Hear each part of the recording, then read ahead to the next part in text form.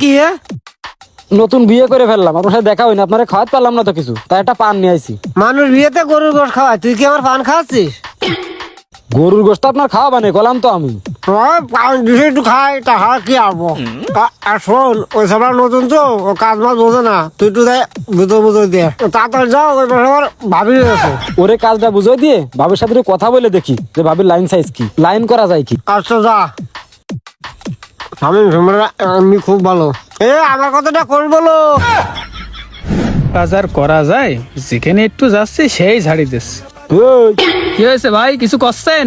শুধু এক জায়গায় পড়ে ঘাটাঘাটি করতেছিস কেন? তাড়াতাড়ি বাড়িগুলো মাখায় বাইরের কাজটা ধরাই দিয়ে আয়। 5 মিনিটের ভিতরে বাড়ি দিয়ে আসবি, দেরি হলে কিন্তু কান ফাটাই ফেলা দেবো।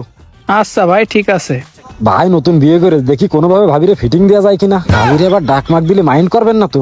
আগের ভাবির মতন সুন্দর কিনা জানি, যা হয় হবে না, একটু ডাক দি। ও ভাবি। কে আপনি? আমি শামিম। ও আচ্ছা, আপনি? হ্যাঁ, করছি কি, ভালো আছেন?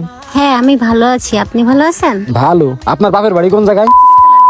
ও, আমার নানি বাড়ি। করছি কি ভাবি, আপনার আগে কি বিয়ে হইলো? না, আমার আগে বিয়ে হয়নি। আপনি একটা অবিয়ের তো মেয়ে। তাহলে এই যে মইনুল ভাই, উনার কিন্তু আগে একটা বিয়ে হইলো, সেই বউ কিন্তু চলিয়ে গেছে, হয়তো গোপন কারণে গেছে কিনা জানিনি। তারপরেও আপনার বাড়ির থেকে তার সাথে কি করে বিয়ে দিল? কি করব বলেন, সাথে থেকে যার সাথে বিয়ে দেবে তাকেই তো বিয়ে করতে হবে। ও, ফ্যামিলির সাথে বিয়ে করেছেন। তারপরেও আমাদের মইনুল ভাই না, লোকটা খুব ভালো। আমার কথা শুনে দেখবেন, দেখে নেন, খুব ভালো ভালো কথা কবেনি আমার নামে। আপনাকেও তো দেখে মনে হচ্ছে আপনি খুব ভালো। সত্যি আমার ভালো লেগেছে আপনার? হ্যাঁ সত্যি, আপনাকেও আমার অনেক ভালো লাগছে। আমারে যেহেতু আপনার ভালো লেগেছে, সেহেতু আমি আপনার খারাপ যুক্তি দেব না, সৎ যুক্তি দিই। ওই যে আপনাকে বাড়ি কাজ করতেছে মিজান না, মিস্ত্রি মিজান, ওর জন্য কিন্তু মইনুল বার আগের বউটা চলে গেল। ওই জানলার গোড়ায় কি পুডুর পুডুর করতো, করে ক্লিক লাগায় সে বউটা চলেই গেছে। আরো নজরও খুব খারাপ, একটু লুচ্চ কায়দার আছে। ওর থেকে যত পারেন একটু দূরে থাকবেন।